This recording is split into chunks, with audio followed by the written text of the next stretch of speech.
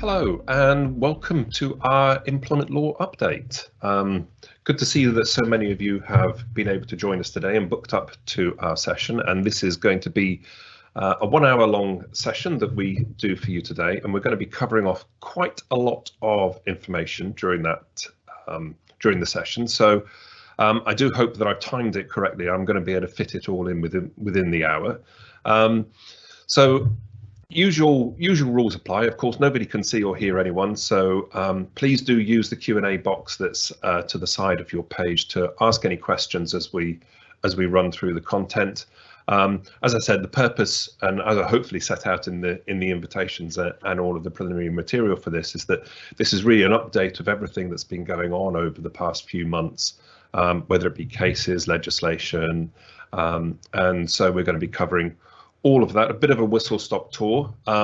There are some other updates that we've done recently. We recently did a discrimination case law update, which specifically looked at or had a focus upon gender identity and some cases looking at that. So please do go and have a look at our YouTube channel or listen to our podcasts to bring yourself up to date with those cases, which I won't be covering again here for those of you who are worried that I might be talking about the same cases all over again. I won't be, so do not fret.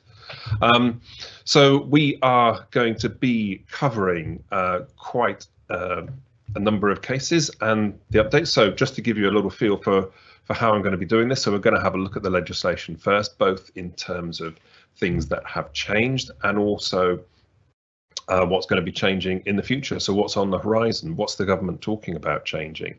And how is that going to affect us? This is generally actually a COVID-free update, other than a very brief referral to the fact that furlough has been extended to the end of September, and also some social distancing requirements, which I'll be referring to in the what's on the horizon section. Other than that, this is entirely COVID-free update.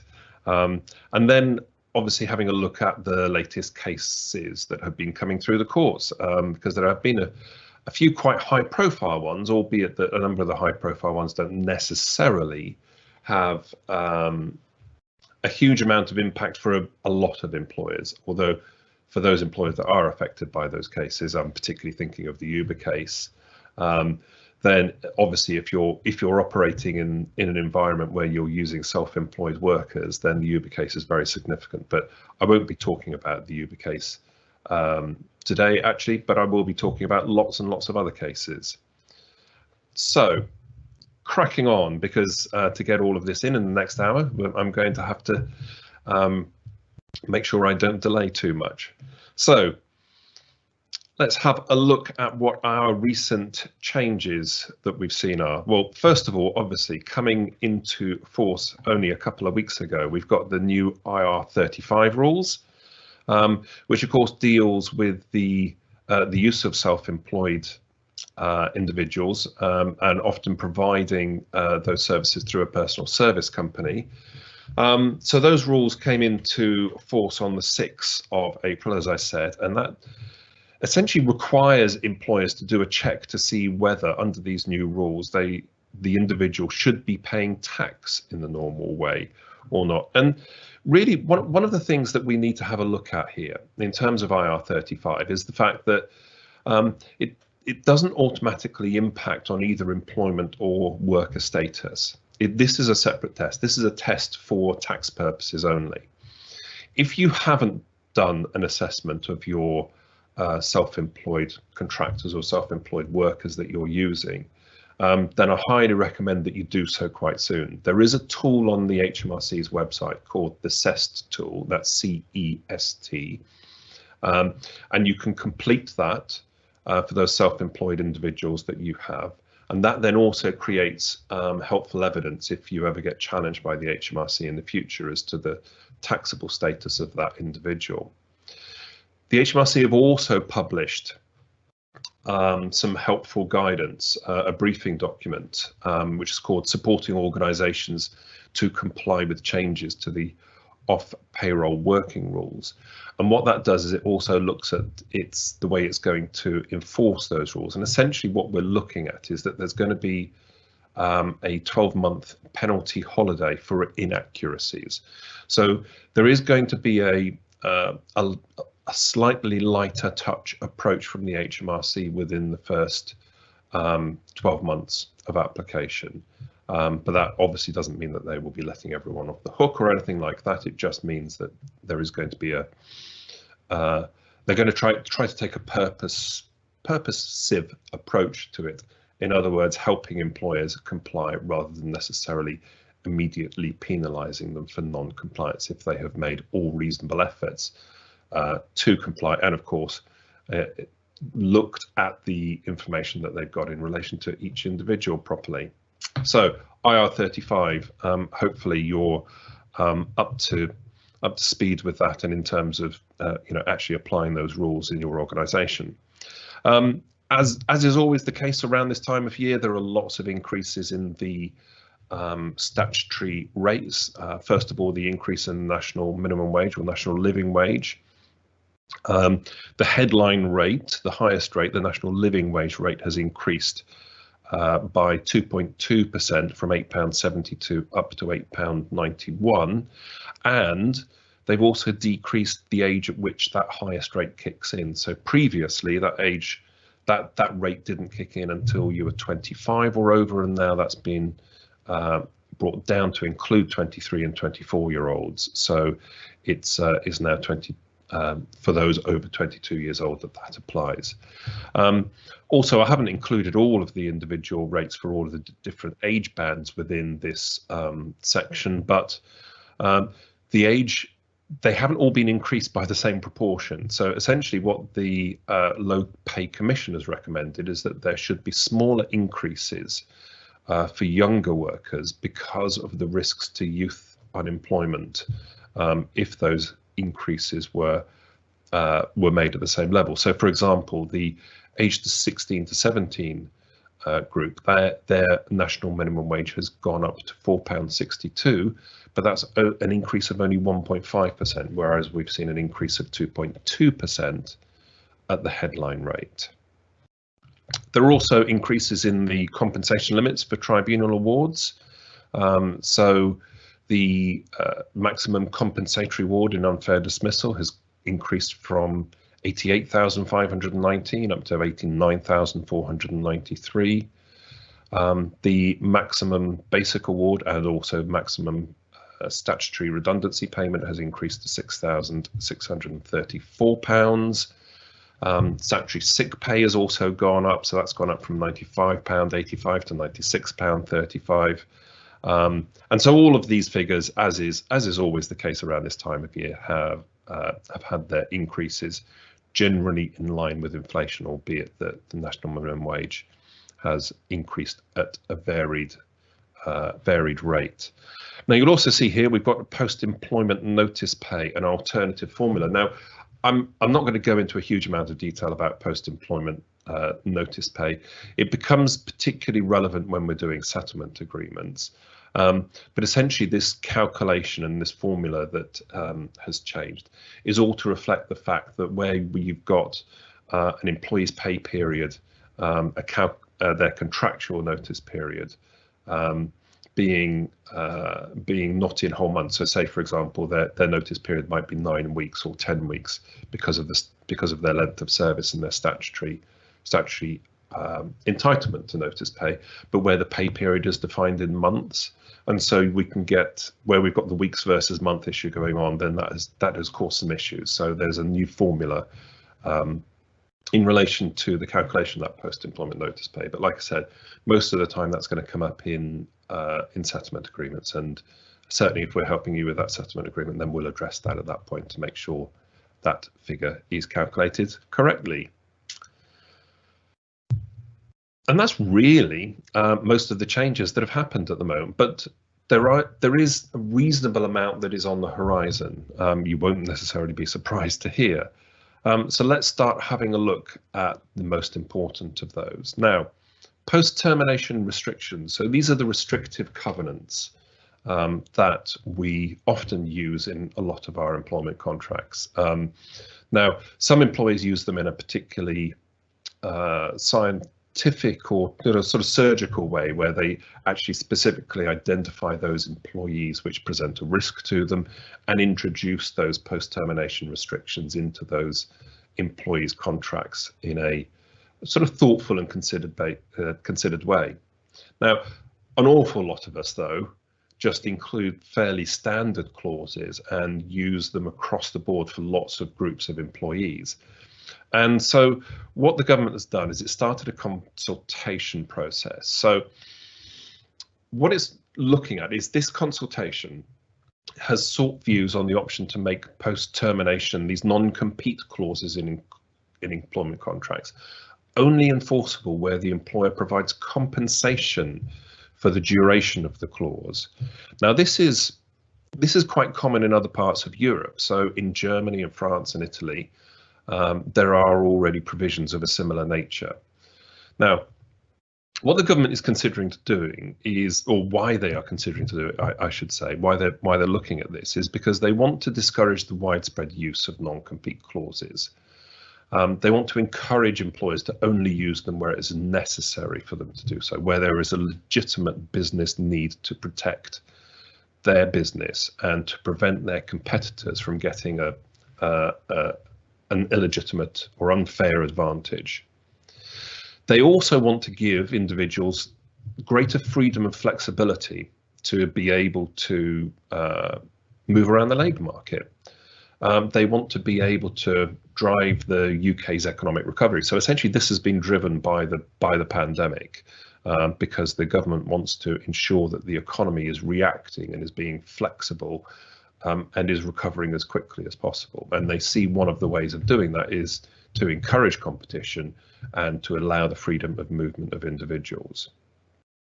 And they want to reduce litigation in this area because there is a lot of litigation in this area where there is potentially unenforceable restrictions. And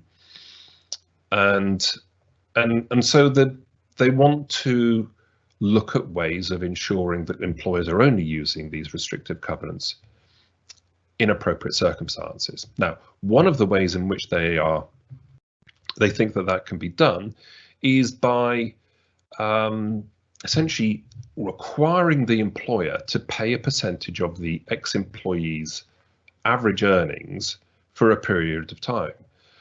When I say for a period of time, what they're looking at doing is essentially saying that if, for example, you've got a 6-month post-termination restriction in place, then you can only enforce that 6-month post-termination restriction as an employer if you are paying the agreed amount of, or the required amount of compensation. And what the government is looking at is whether that should be a 60% of average earnings for the duration of the restriction, 80% of average earnings, or 100% of average earnings for the duration of the restriction. So of course, what that's going to do is very much focus minds of employers as to whether in fact they want to A, have the restrictions in place in the first instance, and B, if they have the restrictions in place, whether they actually do want to enforce them or whether they are going to release the employee from those restrictions. And if the employer is going to release the employee, the ex-employee, from those restrictions, then again, the other point that they're consulting on is whether, at what point the employer then has to tell the individual about that. Now, of course, one of the knock-on effects of all of this is that, if the government does introduce these mandatory, this mandatory level of compensation or continuing payments for individuals whilst they're in this restricted period after termination of employment, actually what that might do is shift everything into, say, for example, garden leave. So we will be enforcing garden leave provisions or strengthening garden leave clauses within employment contracts in order to be able to take somebody out of the labour market for a period of time. And the other thing that employers could do is having a look at whether other benefits or other potential bonuses or stock options or cash incentives or things like that might be forfeited. So it's not that by targeting post-termination restrictions in this way that employers can't necessarily take some other steps to try to protect themselves. But But it's going to be an interesting thing to see, because certainly from my point of view, and certainly from drafting employment contracts, that they do seem to be put in. Clients do ask for them to be put in generally as a bit of a matter of course, and we'd like to have the protection, so why not? And then if we don't enforce it, then we don't enforce it. There's nothing for us to lose, because of course, from the employee's point of view, if they are worried about that clause being enforced, then perhaps they won't go and seek roles with a competitor. And so you get the compliance from the individual, even though the clause might not be reasonable. And so it is having an impact on the labour market. So it's going to be interesting to see where that goes. The other things that they are considering is whether there should be a statutory limit on the length of non-compete clauses itself. So, you know, the most common period of time that I see for these post-termination restrictions tends to be 6 months. Some are 12 months. There aren't many that are down at 3 months, but there are some that I see that are at a level of 3 months. But what the government is looking to do is whether in fact there should be a statutory limit on the period of time. Now, of course, the knock-on effect of there being a statutory limit is that then perhaps everyone then just defaults to the longest period of time. But it's interesting that actually the statutory limit that they are consulting upon is whether it's 3 months or 6 months or 12 months. They're not looking at whether it should be any longer than 12 months. And they're also actually having a look to see whether non-compete clauses should just be unenforceable, full stop. And one of the reasons that they're having a look at that is because they believe that that might create greater certainty for all parties. Everyone knows where they stand. And also because it could then have a positive effect on innovation and competition. It doesn't look like that's necessarily the direction that is going to be the outcome of this, because there seems to be greater focus in the consultation about the continuation of pay during the period of the restricted period. So we'll have to wait and see. The consultation closed at the end of February, and so we're just simply awaiting the government's response. But given that one of the drivers of this was the recovery of the economy because of the pandemic, I would be expecting that we would be getting an outcome of this consultation sometime within the next 2 to 3 months.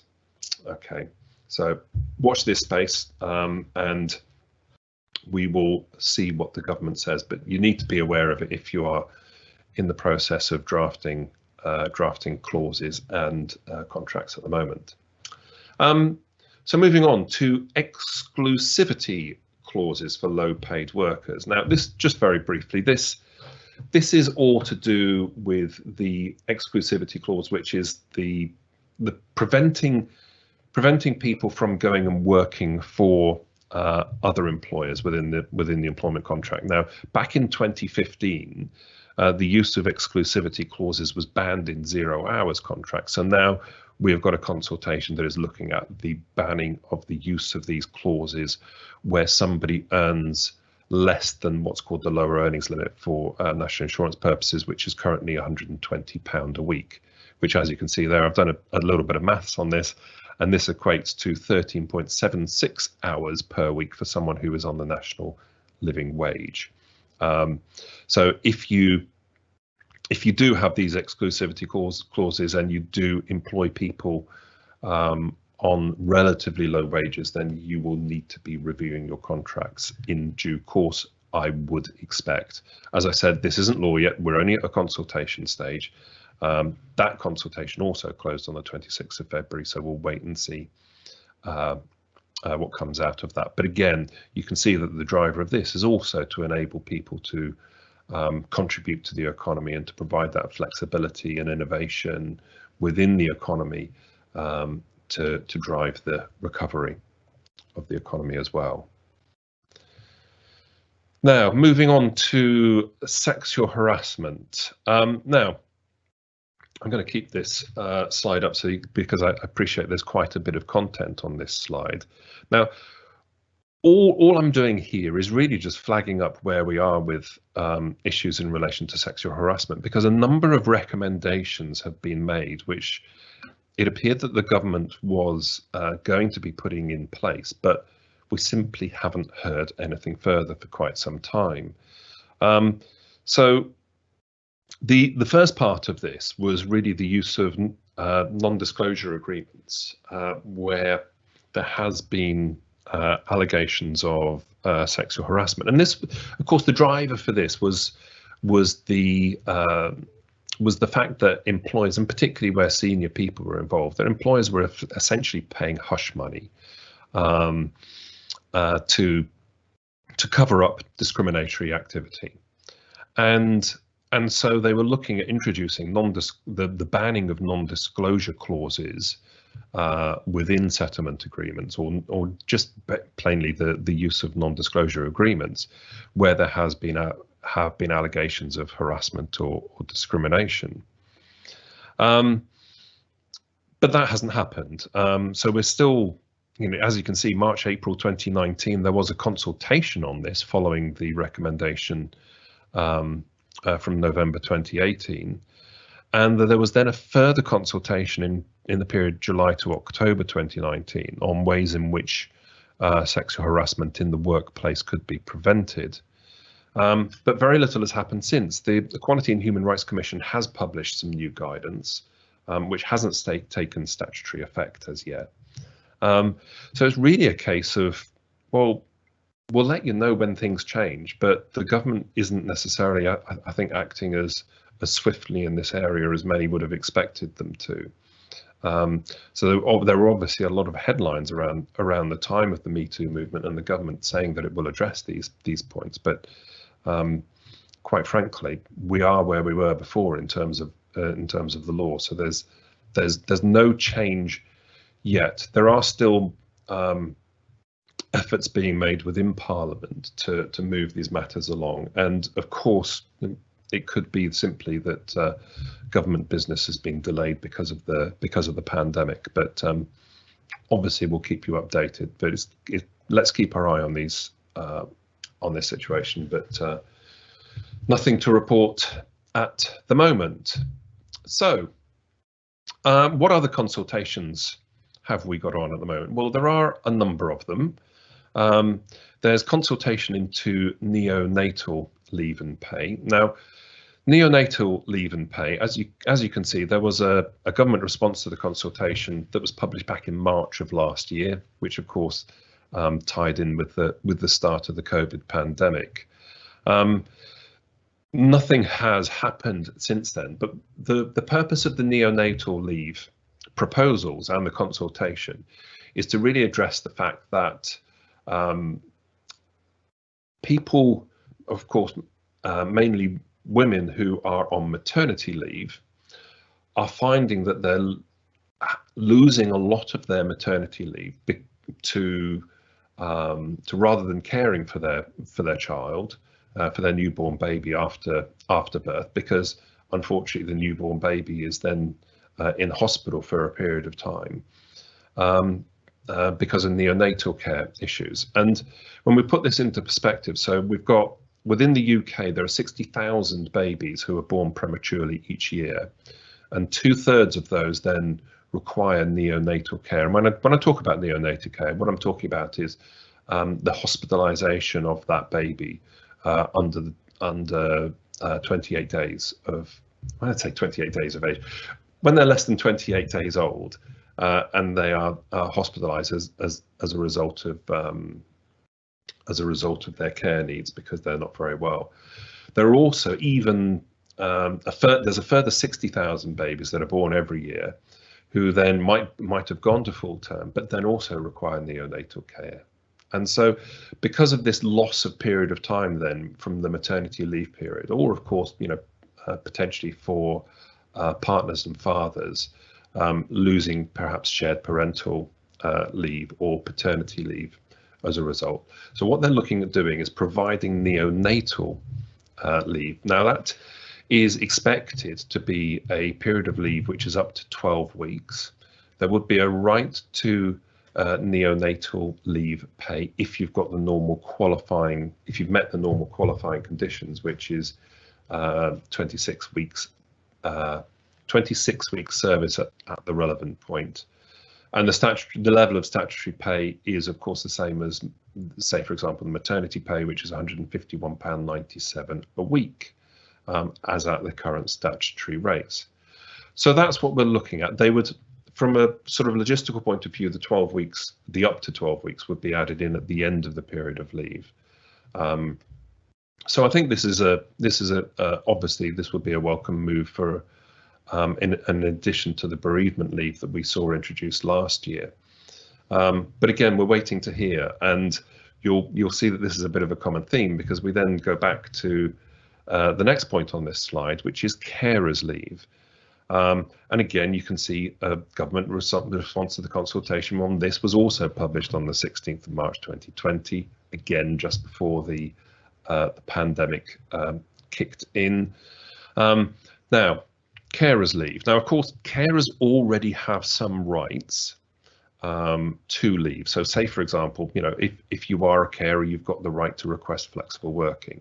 You've got the right to time off dependence. You've got the right to parental leave if the person you're caring for, of course, is under 18 years old. You've got a right to 18 weeks unpaid leave in relation to that. But what this carers leave is looking at is it's looking at providing a right to employees, and it's an employee only right, it doesn't extend to workers, for up to 1 week of unpaid leave each year. And that's to provide personal support to someone they're caring for, which could include keeping somebody company, keeping an eye out for them, providing practical support such as making meals, going shopping, helping with paperwork, dealing with officials, collecting pensions, paying bills. So, of course, this doesn't fall into any of the. Certainly doesn't fall into the time off for dependence category, where, you know, that really what we're looking at in that respect is emergency leave. It's about the ongoing help and assistance, but it's unpaid leave. But again, you see, we're waiting for this long-promised employment bill, which has been on the government's books for a little while, and it's going to be interesting to see whether it just simply dies a quiet death in the background, or whether in fact we are going to see these consultations come to fruition and these rights actually being introduced.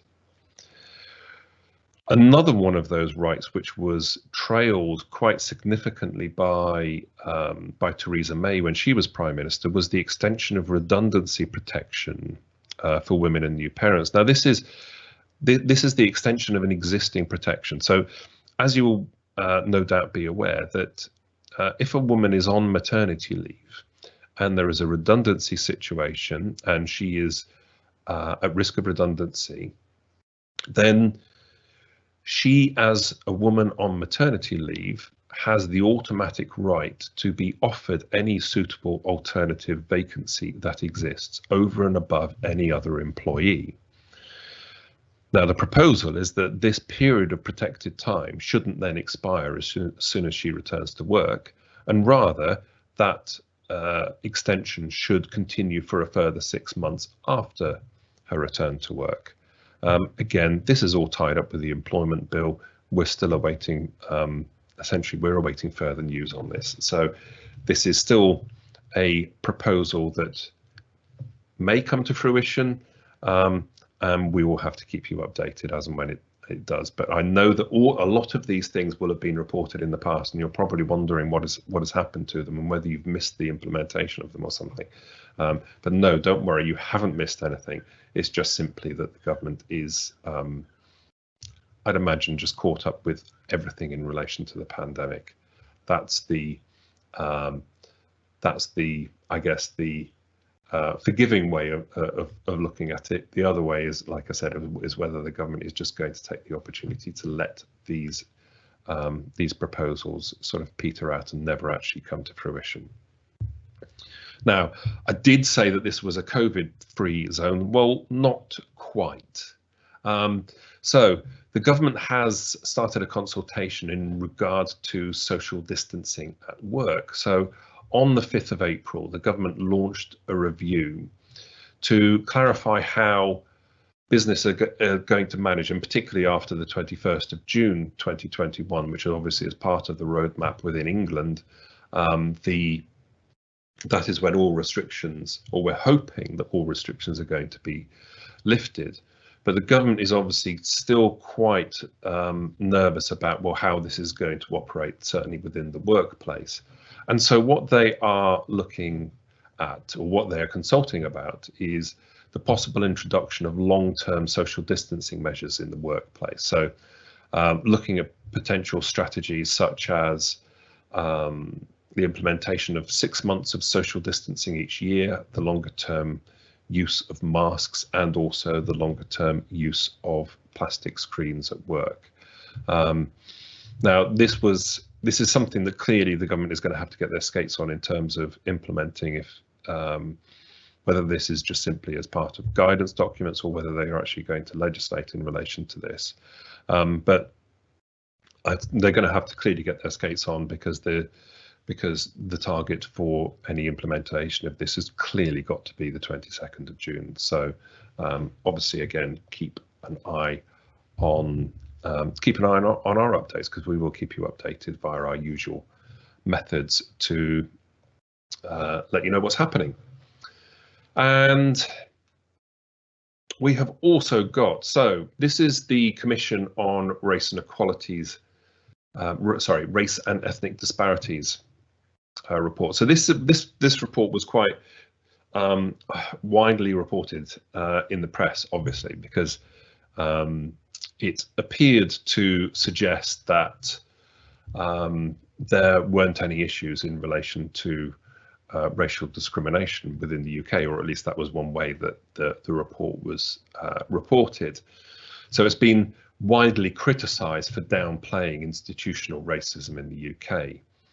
Now, there aren't a lot of employer-related recommendations within this report, but there are a couple, and so I just wanted to cover what those were. So firstly, there's a recommendation that there should be an investigation into what causes ethnic pay disparities.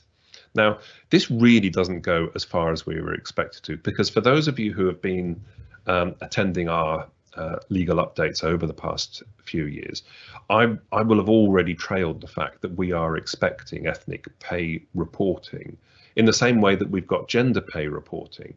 So we were expecting, so particularly out of this report, for there to be a mandatory ethnic pay gap reporting introduced, but it still hasn't happened. It's not really quite clear why, because it appeared that it simply was going to happen, and that there were proposals, and that this report would firm up those proposals, but that is still awaiting. So we're in a bit of a holding pattern in terms of ethnic pay reporting, but certainly my view on it is that it will come. It's a matter of time, and that also surely as an employer that is seeking to show that you are a diverse and an equal opportunities employer, then whilst you are publishing your gender pay gap, then why would you not also be publishing your ethnicity pay gap as well? But obviously that's a decision that employers can take on an entirely voluntary basis at the moment. The report also flagged that the term BAME is unhelpful, stating that it is more productive to consider the disparities and outcomes of specific ethnic groups rather than homogenous groups. So that's just a language point, and certainly in terms of the way, therefore, that you refer to your employees and collate your statistics, that you need to consider the ways in which you do that, and whether that is a helpful and respectful way of doing it. Now, injury to feelings awards. Now they have increased. Now, just to clarify, this isn't a picture of my shoe cupboard, but rather the purpose of this picture is just simply to show how we are all different, and we all look different, and we're all different shapes and sizes and colours, and therefore this is to reflect discrimination. So it's probably not the best choice of picture if I have to sit here and explain it, is it? But anyway, the Vento bands have been increased. So just to explain, the Vento bands are the injury to feelings awards that are made in discrimination cases. So if a claimant is successful with a discrimination claim, say for example in relation to a harassment issue, and their feelings have been hurt, they have been caused anxiety and distressed by the discriminatory acts that they've been subjected to, then compensation is awarded, and it depends upon how serious the acts are or how commonplace the acts are as to the level of Vento band that is awarded. And as you can see here, we've got 3 bands with then an exceptional band at the top. So it's a rather unpredictable process when you are in this process, but you just need to be aware, obviously, that the compensation in discrimination claims is going up. So anything else? Well, yes, there is. We've got the Employment Rights Act protection from detriment in health and safety cases. This is just simply saying, I say simply saying, it is quite simple, but it obviously has a quite an important effect, which is the extension of protection for workers who have made complaints about health and safety. So it's extending to workers, and so it's not just employees. As I indicated, my final reference to COVID. 30th of September, the furlough period will end, or at least we expect it to end. It's been extended so many times, who knows whether it will end then, but that's the intention. And on the 5th of October, gender pay reporting deadline. So that was going to be in April, obviously, but that's been extended to October.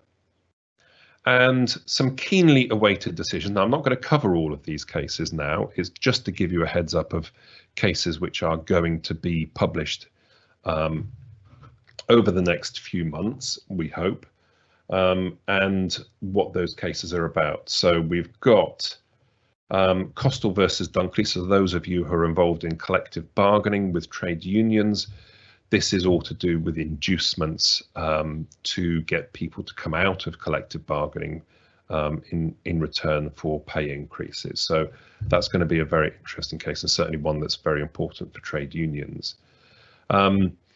The Flowers and East of England Ambulance Trust, which is a holiday pay case and voluntary overtime. I'm sure you thought you'd heard the last of holiday pay and voluntary overtime, but it is still continuing a little bit.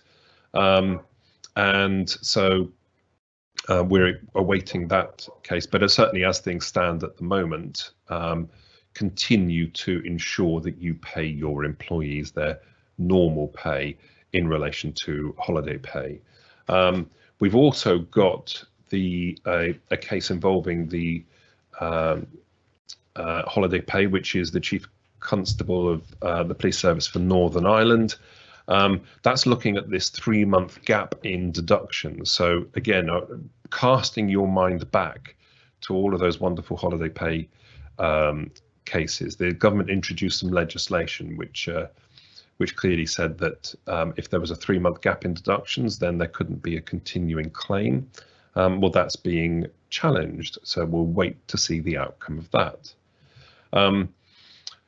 Steer versus Stormshore, I covered this in our other update about discrimination cases, but this is all about interim relief and whether claimants in discrimination claim will be able to make applications for interim relief. It could be a bit of a game changer for discrimination cases. We will have to, again, wait and see what the outcome of that is. And then finally, the Higgs case, which is to do with whether a Christian employee's belief that gender cannot be fluid was worthy of respect and therefore a protected belief under the Equality Act. Now, there have been a few cases along these lines, most of which have concluded that such beliefs aren't worthy of respect and therefore aren't protected. This is one that went the other way, but is being appealed. So we will wait and see what the outcome of that case is in due course. So that's just to keep you aware of those cases that are making their way through the courts. And then just a little plug before we move on to the our case law update. If you do want any help, just to let you know about the services that we provide. We provide day-to-day advice on employment law and HR issues of all variety of matters. We also do provide support with employment tribunals. So if you are one of your clients, then we provide support packages where you can then have all your employment tribunal work done as part of that package. And also we provide training, so training to your managers, your line managers and supervisors on all things relating to employment law and HR. And we can do that either in person, we can do it via the medium of Zoom or Microsoft Teams, and also e-learning products as well. So please do get in touch if there is anything that we can do that might be of interest. But I won't labour that plug. Now, case law update. So for the last 20 minutes of the session, let's run through what cases have been out there. Now, this one is an interesting one. So this isn't a case that has created any legal precedent or anything, but it's an interesting one in relation to the general tactics that have been occurring. Now, there has been awful lot of reporting of and a number of instances of employers using this fire and rehire process. So Tesco have been doing it. The most high profile and most widespread use of the fire and rehire tactic in over recent months has been British Gas. And essentially what a lot of employers have been doing is using the fire and rehire process to rehire employees on new contracts, which often result in them losing out financially. And in certainly the Tesco case, it resulted in each individual losing between £4,000 to £19,000 per year. And so what USDAW, the trade union, did is that they went to the Court of Session in Edinburgh, because this related to their Livingston site in Scotland, and took out an injunction. I say took out, sought and were granted an injunction to prevent the unilateral change of these contracts by Tesco. The union is now seeking similar action in other sites in Lichfield, Daventry, and also Avonmouth near Bristol. Now, firing and rehiring, of course, occurs when the employer wishes to alter the employee's terms and conditions, but when the employee doesn't agree. And like I said, it's been used quite commonly in ways to reduce pay, to reduce the terms and conditions of employment, to make changes of hours. So perhaps introducing more flexible arrangements in terms of the hours that people have got to work, perhaps including an obligation to work over weekends. And sometimes there is the introduction of restricted covenants, which of course we've covered already. And so it is a tactic that is used quite a lot. Now, of course, it might be that you've got flexibility clauses within the contract already, which will give you the right to be able to do that. If you don't have that, then what you should be doing is then seeking agreement from the from employees to the change. But of course, if the effect of that change is to reduce someone's pay, then you're unlikely to get that agreement voluntarily. And so often then we then get into this situation where, say, for example, if an employer has got needs to reduce their cost because of the impact of the pandemic, but they've still got the same level of work. So they haven't actually got a redundancy situation as such, because if they make people redundant, then they won't be able to deliver on the work that they've got. It's just simply that they need to reduce the cost base. Then in those situations, then an employer might force through a fire and rehire process. Now, there is a case that sort of sits in the background of all of this, which is the case of Hogg and Dover College, that many employers don't necessarily come across very often. I wouldn't say necessarily it's an obscure case, but it's a very important case in these sorts of fire and rehire situations, because it deals with a situation where somebody signs or is given a new contract, I should say, and they remain in employment. But if they have then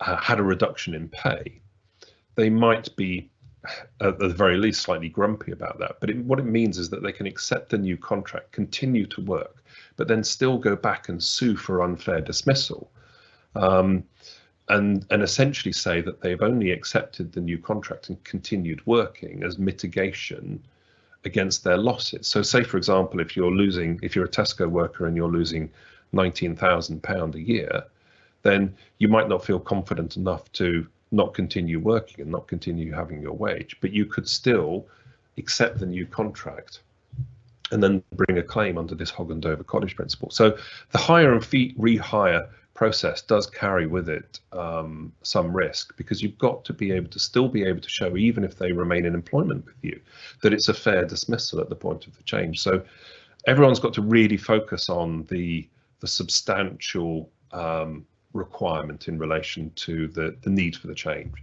You can't just do it on a whim, or at least it's very risky to. So that's the fire and rehire issue. Now, equal pay. Now, this is obviously this is a very important issue, and this is this case involves 35,000 employees, 35,000 claimants. So this is a big case, and just to give you the feel for it, if you haven't read too much about this case already, it involves, as I said, 35,000 claimants who all work in the retail stores of Asda, and they are seeking to compare themselves to employees at the distribution depots. Now, those at the distribution depots are paid more than the retail workers, and the distribution depots predominantly employs men, and the retail stores predominantly employs women, or at least on a proportional basis.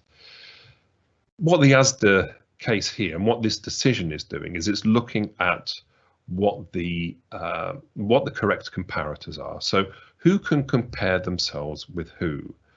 And what we're really looking at here is particularly in relation to where we've got different establishments. So the distribution depot is in a completely different establishment and a different site to the retail establishment. And so it can be quite difficult for individuals to compare themselves to other individuals who are employed at different sites, unless there are, as you can see at the bottom of this slide, it says common terms apply at those establishments. Now, really just sort of cutting through the chase here, because this is, we could get all very technical about this case, but simply put, what the court has said, and this was gone up all the way to the Supreme Court, and to give you some reassurance in the consistency of the process, the Employment Tribunal, the Employment Appeal Tribunal, the Court of Appeal, and the Supreme Court have all come to exactly the same decision at every stage of the process in this matter. But effectively, what they have said is that if you were to lift up the distribution depot and put it effectively in the car park of the retail store, would the terms and conditions of those distribution employees still be the same as they were when they were on a different site? And if they would be, then they are an appropriate comparator and they can compare themselves with one another. And of course, in this instance, what they concluded is that, yes, if you move the distribution depot right next door to the retail store, the distribution workers would still be getting paid more. And that's, of course, because the reason for the difference in pay is because of the difference in the nature of the work. So now what happens with this case is that it goes back to the Employment Tribunal to now determine whether, in fact, the work of a distribution worker is of equal value to that of a retail worker. So this really does simply, at this stage, just deal with whether this is an appropriate comparator, and particularly appropriate comparators in relation to employees when they are employed on different sites. But equal pay is really quite a complex area, but then it's not, because of course the principles are very straightforward in that people should be paid the same no matter what their gender is, and of course no matter what their difference is, age, ethnicity, etc., should have no bearing upon what people are paid. But it then does become rather more complicated when we're talking about different jobs in different environments and whether the value of those jobs is the same or not. So watch this space, but yes, it's going to have quite a significant impact, I'm sure, on retail and distribution businesses. Moving on to disability. So disability, this is a case which has a look at when a condition is substantial enough to be a disability. So just to give you a little bit of background on this case and also the law. So first of all, so Mr. Elliott was an information systems manager for the council who was disciplined for what they considered to be false recordings of the times that he was working. So he was recording more hours than he had worked.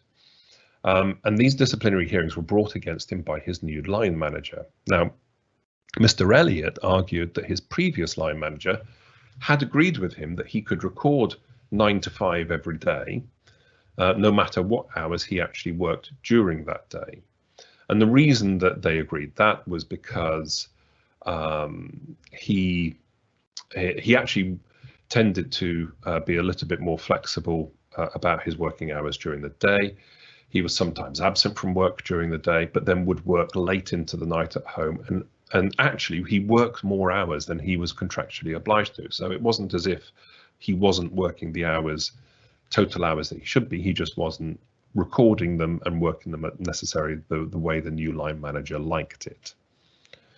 Now, during these disciplinary hearings, the fact that Mr. Elliott believed, or should I say Mr. Elliott's trade union representative indicated that he believed that he suffered from an autistic spectrum condition. And so a referral to occupational health was made. And so we then get into the issue of, right, okay, so what was the effect of this autistic spectrum condition that he had? And did it qualify as a disability? Now, as we know, or as I'm sure you're all aware, that the definition of disability is, oh, sorry, I pressed the wrong button there, is whether the condition has a substantial long-term adverse effect on someone's ability to carry out day-to-day activities. And we then have a look at a case which, well, I say have a look at a case. When we put it into context, what the legislation also then goes on to say is it also goes on to say at section 212 of the Equality Act, it defines the word substantial as meaning more than trivial or minor, or should I say more than minor or trivial. And so we then get into this whole issue of, right, the section 6 says it's got to be a substantial adverse effect. And then section 212 says, yes, but that substantial effect only has to be more than minor or trivial. And we then turn to this, I've gone back, apologies. Let me just skip forward to this case. Yes, that's where I wanted to be. So the case of Adarimi. And what the case of Adarimi says, that unless a matter can be classified as within the heading trivial or insubstantial, it must be treated as substantial. So therefore, there is little room for any form of sliding scale between one or the other. And we are also having a look at these pieces of codes and guidance, because then it all becomes a little bit misleading, because when we have a look at the codes and guidance and specifically have a look at the bit at the bottom of this slide, so where the code and guidance says that the requirement that an adverse effect on normal day-to-day activities should be substantial one reflects the, and I've underlined this, this isn't underlined in the guidance, but general understanding of disability as a limitation going beyond the normal differences in ability which may exist among people. Now that seems to loosen up the definition of substantial quite considerably. And so what this case was really looking at is this this inconsistency between the guidance and the and section 212, and to what extent can we operate on a sliding scale, or to what extent is it simply the case that if it's more than minor or trivial, that therefore it's a disability? And what the tribunal said was that, well, yeah, you've just got to have a look at section 212.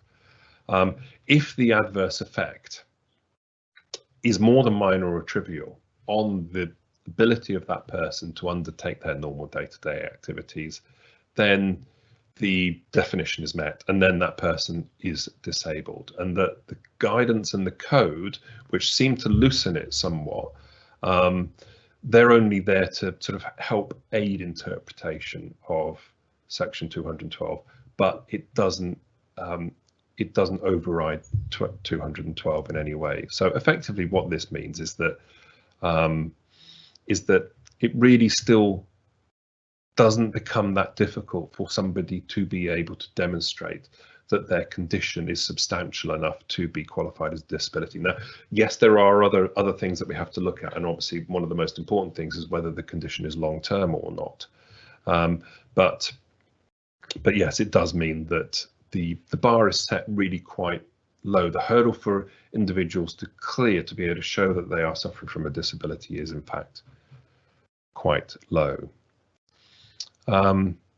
So moving on now, I'm very conscious of time, and I've probably written slightly too much to squeeze into an hour, but don't worry, I'm not going to overrun by very much at all. I've just got a couple of other cases that I want to cover with you, which I won't go into a huge amount of detail, particularly this case in relation to training. I've also covered this case in the discrimination case law update that we did recently. You might want to go and have a look online at the case, but essentially what this case is looking at is looking at diversity training, and particularly stale diversity training, and also the importance of keeping your diversity training occurring on a regular basis. Because effectively, in this case, what the tribunal said was that the training was too old. The examples and the case studies that were provided in the training were out of date, didn't reflect modern society anymore, and also the training hadn't been undertaken for 3 or 4 years, and so we can't be pointing back to training that happened such a long time ago. So we need to get into in relation to our diversity training, it's something that we don't want to undertake on an ad hoc basis. It's something we've got to keep fresh, and we've got to keep we've got to ensure that people update themselves, in the same way that there are many other training activities that people have to keep refreshing themselves on an annual basis, and perhaps we need to have a look at diversity and equality training in that same light. Sleep-ins and the national minimum wage. Now, this is particularly relevant for those organisations that work in the care sector. It's a very important decision for those that work in the care sector, but for those obviously employers that don't have employees that sleep in, this is entirely irrelevant. But there are some really basic principles that come out of this. So, I mean, I did do an email update on this, so if you wanted to have a look at a little bit more of the detail behind this case, then please do check out our email update. And of course, if you're not registered for our email updates, then there is a link in the registration email that I sent to you a couple of days ago, which covers that. But effectively, what this did is that what this case did was, for national minimum wage purposes, it concluded that when somebody is on site but sleeping, they do not get paid the national minimum wage. But when they are awake for the purposes of working, then they will receive the national minimum wage. Now, of course, how you draw the boundaries around that is going to be quite interesting, and certainly this is something that if you work in the care sector, you're going to have to be having a look at in a bit more detail. And obviously, if there is anybody who is in the care sector that would like to talk to me a little bit more detail about how you might possibly do that, then very happy to take that offline with you. A quick update on TUPE. and the Govertz case. Now, the Govertz case is, again, something that I covered in one of my previous updates. This is all about when somebody transfers to, or when I should say the service transfers to multiple new providers. And what this is now saying, in quite an interesting way in terms of how it can be managed practically, but what this is saying is that an employee can be transferred on a proportional basis to a number of employers and doesn't have to simply be transferred to one employer. So say, for example, the service that is undertaken by the employer currently is then transferred across to 3 new service providers, then that employee can then be apportioned across those 3 service providers.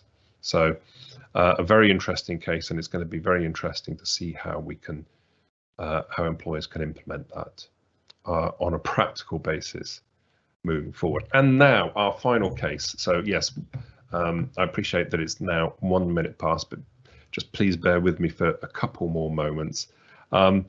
This is discrimination and statutory adoption leave. Now, we'll have, again, going back to previous updates, I'm sure you'll have come across the Allay and Capita case and the Hextall and the Chief Constable of Leicestershire Police case, which dealt with whether pay for parental leave, shared parental leave, was discriminatory if that was just simply paid at the statutory rate or a lower rate than enhanced, for example, maternity leave pay.